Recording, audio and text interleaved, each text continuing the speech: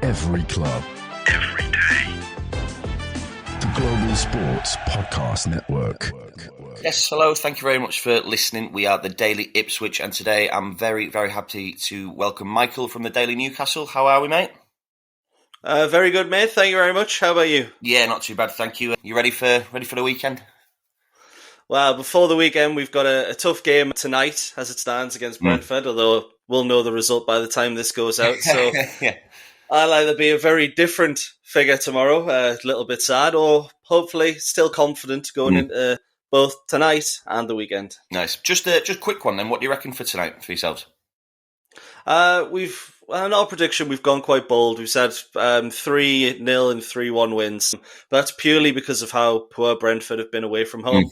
We knew the home game would be tough, and we said on the preview podcast for the league game, we would take a win in the cup if it meant a loss in the league. But that's just being Newcastle. You know, we need a cup at some point. We need to win something at some point to have some shred of respect and reputation.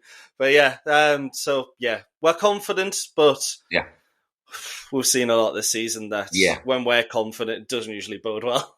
Yeah, fair. Well, that was going to be my first point, to be fair. So, obviously, we've seen a lot of Newcastle anyway. You play some really good stuff when you're playing well. Yeah. Where is, obviously, but then the inconsistency seems to creep in. Where do you think that's coming from? Why is that? Because when you look good, you look unbelievable. Because last week, obviously, against Leicester, 4-0. Thank you for that, by the way. That's a massive favour for us. But anytime. Yeah. Where do you go from there then? Because obviously 4-0, but in other games, inconsistency. Where's that coming from? Yeah, so I think a large part of it's down to the balance of the team. We've been trying to fit Harvey Barnes and Anthony Gordon both into the squad, both natural left wingers. We've tried both of them on the right. We've tried Joe Linton on the right. And then who knew that playing the actual right winger there, Jacob Murphy, he's not the best player in the world, but it's provided that balance. So yeah, and a large part of it's down to taking chances. So I hate talking about XG, but there's only one team this season that have beaten us on XG and in the game, and that was Fulham. We've dropped points to Everton, West Ham. I mean, Crystal Palace absolutely demolished us, so they should be on that list as well. But the only one that's beaten us and 100% deserved it really was Fulham. And we've lost 5 games. We're not at 6 just yet. Might be at the weekend, though. I'm not going to lie, mate. I hope it's 6 at the weekend. I do. We have different opinions on that. Of course, absolutely. It'd be mental if we didn't, really. Yeah, true. So obviously, when you do look good, the man on form is Isak. Yep. To keep him fit and to keep him firing is obviously absolutely key. If he was to get injured, do you think you could cope? Is there a suitable sort of replacement? Because obviously Wilson is also injured a lot of the time as well. Yeah, Wilson's probably the number one name on the injury list, unfortunately. He's there pretty much all the time. He's the physio's best mate. But yeah, I don't think we'd be able to cope. He's been injured for a couple of games this season and we've done okay, but we really struggled to get the goals. And I think it's just one of those where he's essential to the way we play, but our backups just, after Callum Wilson, just aren't good enough. We talked about potentially getting Nicholas Fulkrug in the summer. He went to West Ham, but he was never going to sit as you might be second choice, you might be third choice. So that's why we ended up with William Osula from Sheffield United. And then the cameos that he has looked quite good, but he's 20 years old. I don't think he scored a Premier League goal yet, and I think he's played 18, 20 games across the two clubs. So it just shows you, he's not quite there just yet, but no Newcastle fan expects him to be.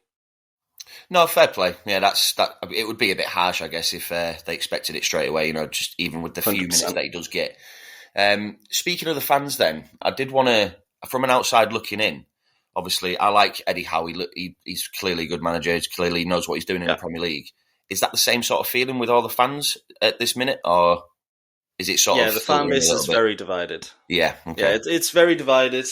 But what I would say is it's a lot more united than what you would see on social media. So social media, you always get the louder fans piping up. They somehow manage to send 1,000 tweets a day or something like that, and every single one of them is telling you how the person they don't like is dreadful. But, in actual sort of... when you're inside the ground, you can feel it's united towards Howe. And I've said on previous podcasts, there might become a point this season where he does get under pressure. I thought before the Forest game, Forest and Arsenal, where we managed to put 2 wins together there, which was a bit of a shock. If we didn't win those, he might have been under pressure. Right. But honestly, I think we're all fully united behind him going into the Christmas period.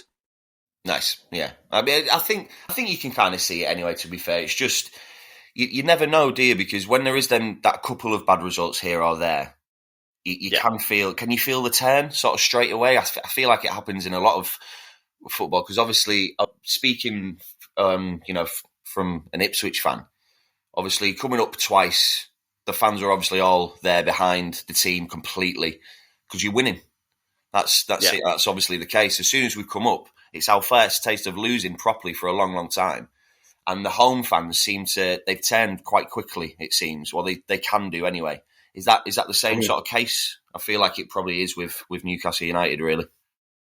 Yeah, I think it's a difficult one because, as I say, the minority will turn very, very quickly. I think the issue is up north, we're all very emotional. Emotion first, not exactly headstrong first. That'll probably not go down well. But people tend to think with the heart on their sleeve, and it's an admirable trait. Absolutely. I don't really fit into that personally. But it's one of those where once people take a step back and they actually think about the scenario, they go, well, you know what? We finished 4th under Howe. We should have been relegated the season before. We're unlucky not to make Europe next season. And, we are just, I think, 2 points off top 6. And potentially, hopefully, after tonight in the Carabao Cup semi-final. So, I think everyone realises it's just a bit of a weird season. And it's not, it's not reflecting on how bad we are, but nobody except from Liverpool and maybe Chelsea have managed to find that consistency so far this year. Yeah. Absolutely, no, I absolutely agree, because like you say, you're only a couple of points off, really, fighting for Europe. So I know you sit 12th at the minute, but that reads nothing with how the table looks at the minute. So I don't see why you can't push on, because when you're playing well, and I hope you don't play well this weekend because you could blow us away. But when you are playing well, you look very good. But we mentioned Callum Wilson earlier. Obviously, he's always injured, and it's a shame because in previous seasons, he's looked so good. Like, he's in England. Yeah. We got called up to the England squad. He's a good player. Is it time that he moves on for you? Yeah, I think he'll be one of those that moves on in the summer. I think the intent was probably to get him out in January to a place where he can play regularly and actually build up his fitness. Yeah. While for us, he's playing 20 minutes here and there, and then he's getting injured pretty much straight away. And I think Callum needs it more than what Newcastle do. I think whether he goes down to the Championship, maybe goes back to Coventry, or maybe, I was going to say Bournemouth, but they're high flying at the minute, so there's no chance of them needing a striker with Evan Nielsen, etc. They're doing really well. So I think he'll either end up at a sort of mid-table to lower side in the Premier League, and then or a Championship side, but everyone at Newcastle hopes he gets sort of the best treatment and actually gets playing again, because, as you say, when he's fit and he's firing, he's actually one of the best strikers in the league, which is insane. Yeah, it's absolutely insane. Right. I'd have to agree there. Wilson is, he's quality. We'll take a short little break there, but in the second part, we'll discuss Ipswich a little bit for you as well. We spent a lot of time selecting our delivery platform, and Zencastr came out the clear winner. With 4K video recording from your phone and AI editing that automates ums and ahs, it's super easy to start a podcast that sounds great and is delivered efficiently. If you're ready to tell your story, check out the link in the show description to learn more about Zencastr. Lovely stuff, and we're back with part 2 here at the Daily Ipswich, still joined by Michael from Daily Newcastle. So we've just discussed Newcastle's, your inconsistency a little bit, but then, obviously your top players with Isak and Gordon, etc. From a football fan looking into sort of Ipswich, if you've seen, bits and bobs of them, which I'm sure you do with Match of the Day and things like that, is there any sort of threats that you think would be difficult maybe for you this weekend that we can bring? Yeah, I mean, to be honest, you look at the squad, and Leif Davis is one that Newcastle, if we didn't have Lewis Hall, we'd probably be looking to sign, because he's an absolutely fantastic talent. You saw that in the Championship. And it's to be honest, I'm really proud. I'm really proud, proud of a footballer that doesn't play for your club. I'm really happy. I'm really happy that he's gone on to do really well. And to be honest, I actually really like the look of your defence, with Cameron Burgess in there as well at times. Although you've had a few injuries at the back of the season, haven't you? I know there's been a bit of rotation at least. But then you look at up front, Liam Delap. I think, you've probably heard a lot of people probably say exactly the same thing, giving him plaudits. So I won't go too detailed there. But Amari Hutchinson looks an absolute talent, one of the better dribblers in the league. And I think one of those where I don't know if you've just been unlucky sort of at times with not getting the ball in the back of the net. But when you combine Delap, Smodics, Jack Clark, Amari Hutchinson, you're thinking, well, they're getting, overall, you should have the attacking talent to stay up. But again, it looks like your home form's a bit like Brentford's away form, should we say, where away from home you look really, really dangerous, but at home, maybe there's just been something missing. Has that been the case? It looks that way, to be honest. I don't know. I don't want to say that it's pressure because, I think that might be a little bit too, not far-fetched, but just a bit daft, really, because you want to make your home a fortress, especially the first season that you come up. 100%. And we looked so good at home in previous seasons. I know they're different leagues, but I would have thought we would have taken it forward with us, but it doesn't seem to have worked. I don't know. I don't think any of us are too sure why, really. It just seems to be one of those things. Hopefully you can maybe turn that around this weekend. But I think with our defence, like you say, a nice mention for Cameron Burgess there, because we're all very surprised that he's stepped up and he's played really well, because obviously we signed Jacob Greaves from Hull for quite a fair bit of money, really. He's like, I think it was between 15 and 20 maybe. So it was a fair bit. So to keep him out of the team, I think he's done a hell of a job to do really well there. And then we've unfortunately got Twanzebe missing, who he's a Rolls Royce. Yeah. He's a Rolls Royce in our team. He's quality. Johnson looks okay. I think he'll start over the weekend, but obviously we'll discuss the team sort of a little bit later. But Johnson, not too bad. And then, Delap, I mean, what a signing. Like he has been incredible, unbelievable. I do think he's suspended for this weekend. So I am a bit worried about that, because we've got Hurst who's injured as well. So if it's going to be a like-for-like switch, it could be Al-Hamadi, and I'm not going to lie, I don't think there's too much threat there. I was going to say, my knowledge of him is a lot less than what it is of your other players. So it fills me with confidence a little bit, but you always got to fear the unknown. Absolutely. I mean, he might take his chance by absolute storm, and hopefully, fingers crossed, if that's the case, you never know. But obviously, we talked about our attacking threat, and I think you're right. With Smodic, he looks great. Hutchinson, if he can be consistent week in, week out, we have a hell of a player in our hands there. We really do. Yeah, he looks quality. But having said that, obviously you're going to be pushing hopefully for Europe. We're absolutely just sort of fighting to stay up.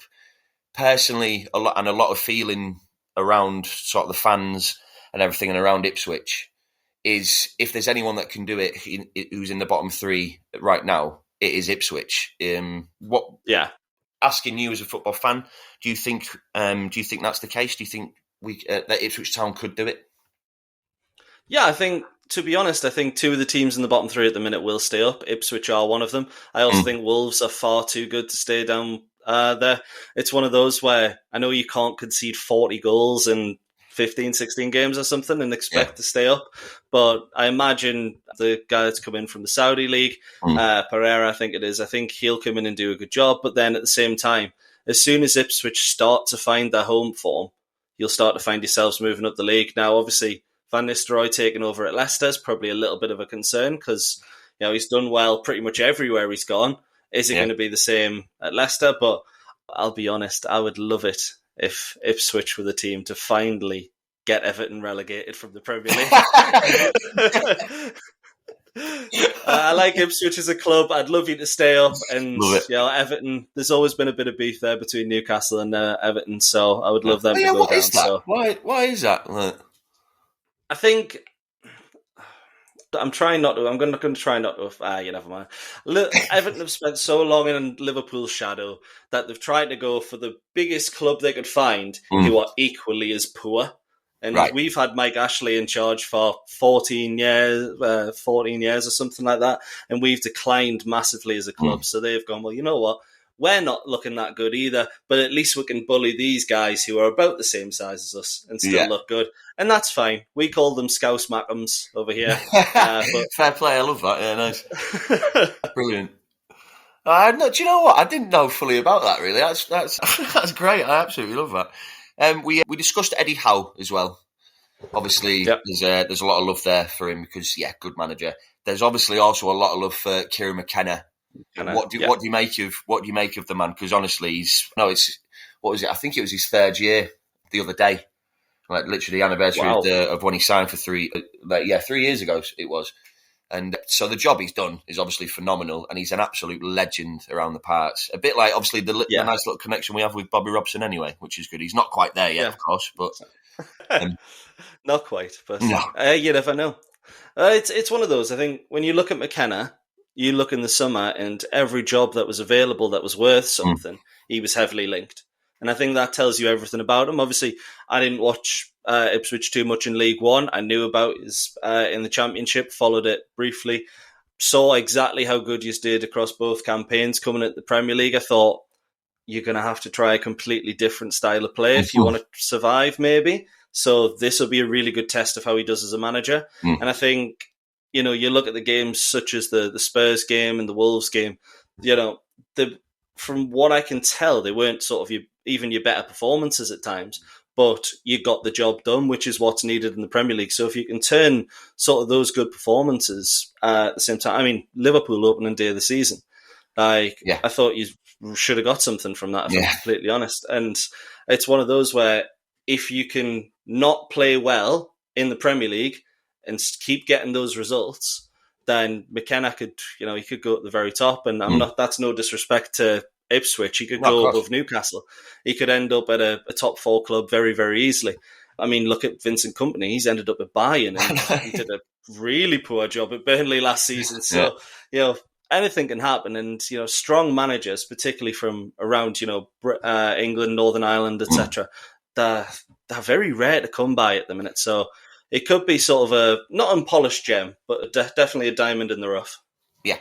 No, well said. I completely agree. I mean, I think McKenna, I was worried that he was going to leave. We were all a bit worried, especially when there was a link, obviously, at the start of the season, weren't there, straight away with United, Man United. And instantly, I did think, he could go just because of the previous connection. But thankfully stayed, and hopefully we do stay up as well. But we'll take another short little break with a little advert here from the GSPN.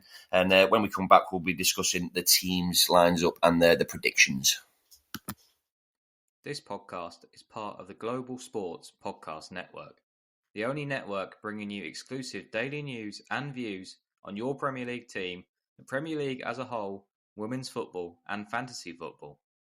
A unique listening experience that puts fans first, bringing you the very latest breaking news from your team. Subscribe wherever you get your podcasts and make us your first listen every day. Global Sports Podcast Network. Every club, every day. And we're back with part 3 of Crossover Thursday with Newcastle and with Michael. Thank you very much. And we're going to discuss the sort of lineups now and what we think is, how we're going to play, I guess, over the weekend. So we'll start with you, mate. You're back for what you're going with. What do you think it's going to be for this weekend? Yeah, I mean, just a quick shout as well. Nick Pope will be injured, so we'll have Martin Dubravka in goal. I typically wouldn't mention the goalkeeper, but it's a big miss for us. Absolutely. So Huge. I think having Dubravka in is something we're a little nervous about. Back 4, again, I would have liked to have seen the lineup tonight, because I think a lot of people are looking and going, right, well, Brentford's the most important one, so if we're going to rotate, it will be against Ipswich, which could be great news for you, considering our inconsistencies at times. But I think it'll be Tino Livramento, Fabian Schär, Dan Burn. We've got Sven Botman back. He played for the under-23s the other night, but I think it'll be just a little too early for him. You mentioned Twanzebe is your Rolls Royce. Botman is ours 100%. Nice class. He's, for me, one of the best centre-backs in the league, but we will probably stick with Fabian Schär and Dan Burn, and then, of course, it'll be Lewis Hall at left-back. Yeah, absolutely fair. So, if when Botman's fit, who comes out? Is it Shah? It's Dan Burn. Is it Burn? Yeah, is it Burn? Fair enough. Yeah. Yeah. Okay. I mean, So yeah, it makes sense. I like yeah, Burn, to be fair, but that makes sense. yeah, he's a great player, but the way we play, we need to play 10 yards further forward. And one of the things we've struggled with this season is sort of having the confidence to play that 10 yards further forward, because we know Fabian Schär hasn't got the legs to get back if someone's running behind. And of course, neither does Dan Burn at 6'6", or whatever he is. So it's, having Sven Botman back, being able to clean up will do us a lot of good probably next year. But for now, we'll stick with Burn and Schär. No, yeah, fair play. When Botman comes back, though, yeah, like you say, absolute Rolls Royce, he's quality. I think with our defence, I mean, I'll keep it. It's going to be Muric, I'm sure. I want him to. I'm not going to lie. I think a lot of us want to see Walton maybe given a chance, because Muric has looked very, very dodgy in recent weeks. Yeah, it was the same at Burnley, wasn't it? Yeah. Like, there was a big debate over whether Trafford should start over Muric, and I know Muric got the end of the season, but I don't think anyone was particularly happy with either of them starting there, so that's interesting. Yeah, it's a strange one. I think, obviously, with your main threat being Isak, if he gets at all too much time, which I'm sure will happen, and he takes a snapshot, which he likes to do, there's a good chance there's a mistake in there at the near post or something like that. Yeah, it's a worry, but I'm sure he'll probably still stick with Muric. And then obviously at left back, I'll start left back. Leif Davis has to be, just not too much explanation needed there, I guess. I think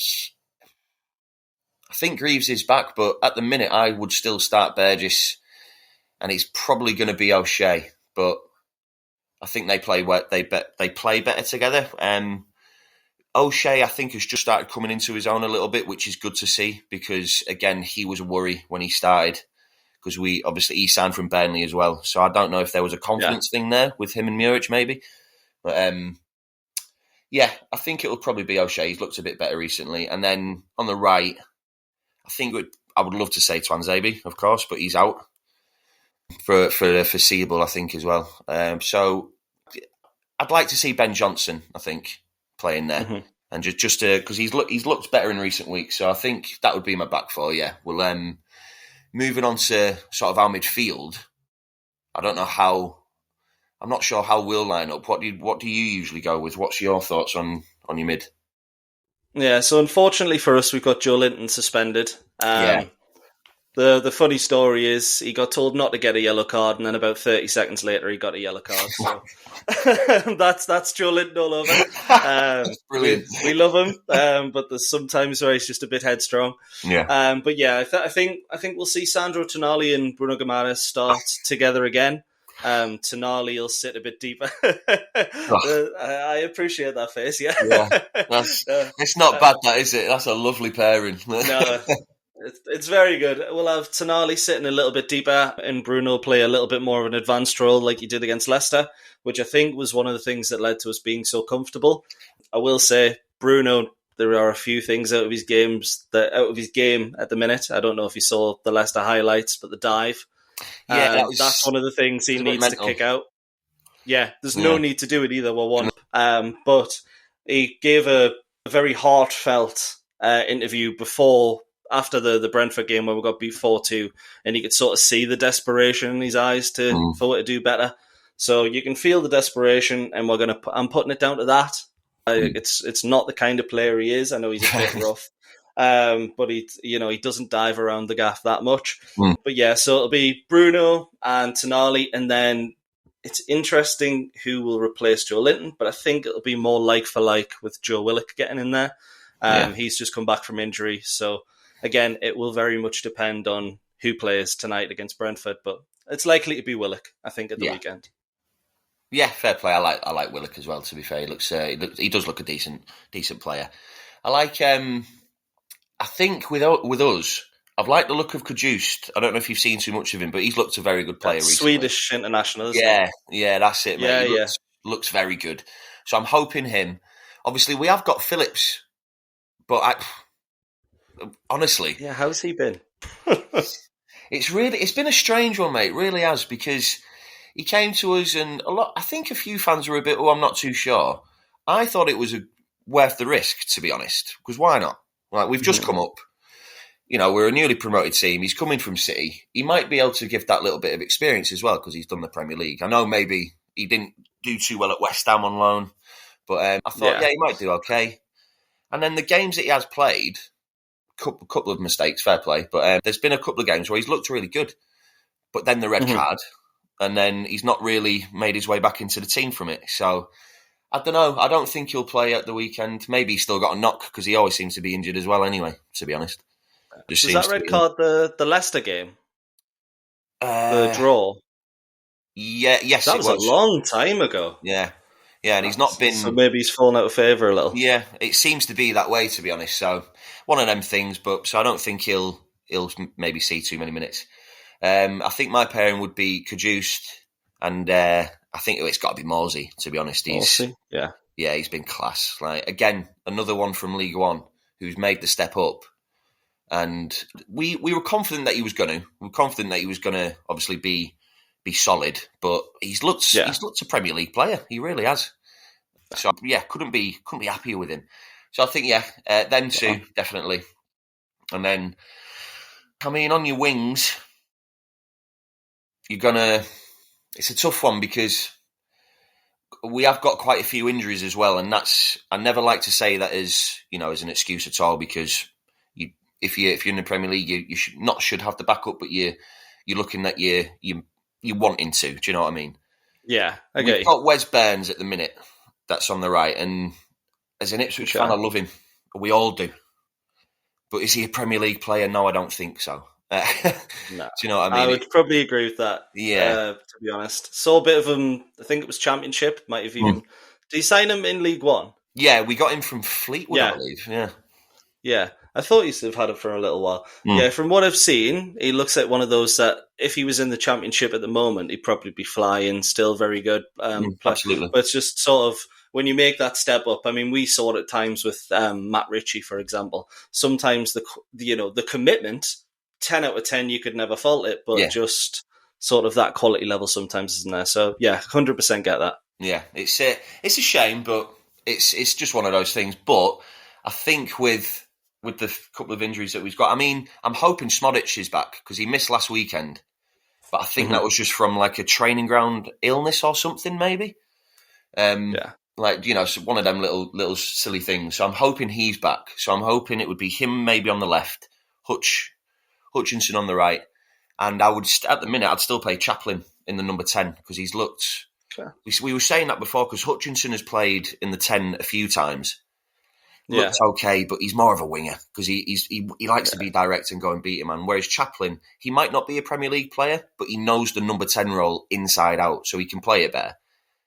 Yeah, gives you a better balance. Exactly, yeah. It's a much better balance up top with him in the team, I think. So that would be that for me. Going forward with your wingers, obviously you've got quite a few to choose from. We've got some decent ones. I think you've got to start Anthony Gordon. Although, if he starts tonight, I do think we might see Harvey Barnes at the weekend. I think it'll be one of those where Barnes is a little bit more direct when, where you guys are at home, we might not have as much of the ball as what we'd maybe like. Yeah. The Harvey Barnes driving at the back line could be exactly what we need. And then I think the only option really on the right wing for us is, I know we've got Almer on and potentially Barnes could play there, but Jacob Murphy's been playing out of his skin the last 2 games. 2 goals, 2 assists. Performances maybe haven't been as great as maybe some would have liked, but he's brought a balance to the team that's enabled Alexander Isak to be the best we've seen him this season, and Anthony Gordon looks better because of it as well. So I think we're going to look at, I think it'll be Barnes and Murphy at the weekend, but if Barnes starts tonight instead of Gordon, then Gordon will start. Yeah, fair. Both massive threats. I mean, like I say, he's looked sharp, hasn't he, recently? So I am worried about him because he looked very good against Leicester. Really good. And then, of course, he's a completely changed player. Yeah. Why do you think that is then? What is that? Eddie Howe, an influence? Yeah, I think it has to be said. Eddie Howe is probably the best manager I've seen at Newcastle, should I say, for getting the best out of, I don't want to say mediocre players, but like top Championship players he somehow manages to turn them into solid Premier League players. Joe Linton, where before Eddie Howe came in, I don't think we would have got 10 million for him. And then in the summer, there was rumours of him potentially being sold for 60, 70 million. And for me, he's one of the best box-to-box midfielders we've ever had at Newcastle. So it's a big change. We've seen it with Murphy. We've seen it with right-back Emil Kraft as well. He's always injured, unfortunately. But when he plays, he looks incredible. Like going from a right-back who he plays for Sweden, same as Kajust, but... For us, he looked horrific. And then as soon as Howe came in, he hasn't put a foot wrong. He's played against City twice, and I think we've won both games, which just tells you everything. Yeah, fair play. Yeah, well, looks good player. And obviously, Eddie Howe being the manager as well, it's always a plus in it, yeah. He knows what he's doing, management. And of course, up top, mate, I'd love to say Delap, but I do think he is suspended, so it's not going to be, unfortunately. And Hurst is injured, which is a shame, because... I'd like to. He's played a few minutes, and he's looked okay. He played against Southampton, and he looked really good actually. And I'm not no disrespect to Southampton. I don't know if that's a decent enough measure for the Premier League, but maybe not. Maybe not. But he did look good. But he's picked up another injury, so I don't think he'll be fit for the weekend. So it does look like if we play the same sort of way in the same setup, it will be Al Hamadi, which. Hopefully does a job, but I'm not too sure. And of course, we know yours will be anyway. I'll also be Alexander Isak. But I was actually going to say Sunderland a few times last season played Jack Clarke up front. Do you think there's any risk of the same happening? Because ex-Sunderland lads starting against Newcastle, it's always going to be a headline. Yeah. But maybe if Chaplin went a bit further forward. In fairness, having said in there somewhere. Yeah, that's not a bad shout. Now that you've said that, it could be Jack Clarke could actually play, but he could put him out on the left and put him out on the wing. Maybe he could put Smodic up front. Maybe.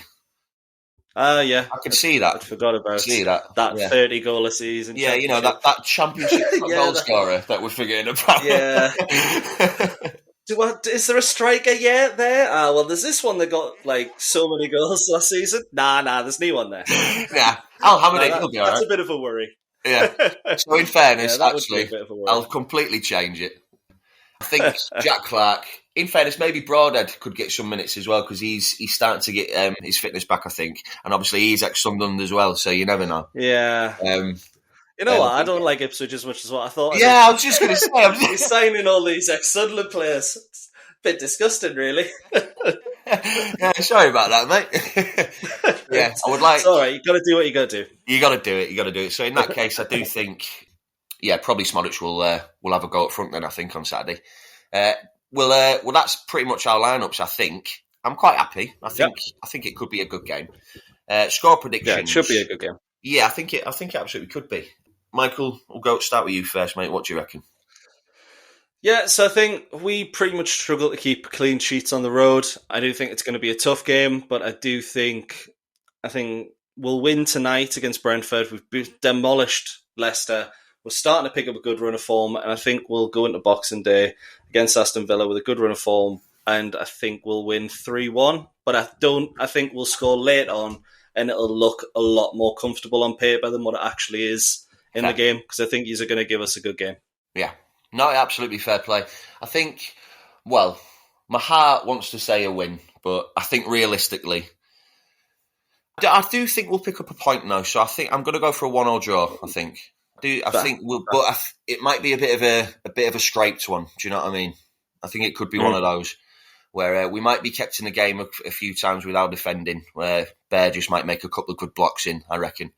I reckon we might maybe snatch a draw. And I say snatch because I think we mentioned it earlier, that we've not looked great at home recently. So no, poor at home, but good on the road. Yeah, poor at home, good away. But I think, could this be the turning point? We don't know. But 1-1 for me. Not. And that is... But that is all from us then. Thank you very much for listening. This has been the Daily Ipswich, and thank you very much to Michael from Daily Newcastle joining us. Cheers, mate. Thank you for having me. All the best for the rest of the season. And I hope you stay up over Everton.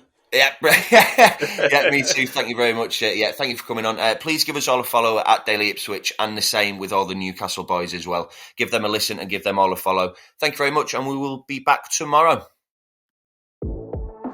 Every club, every day.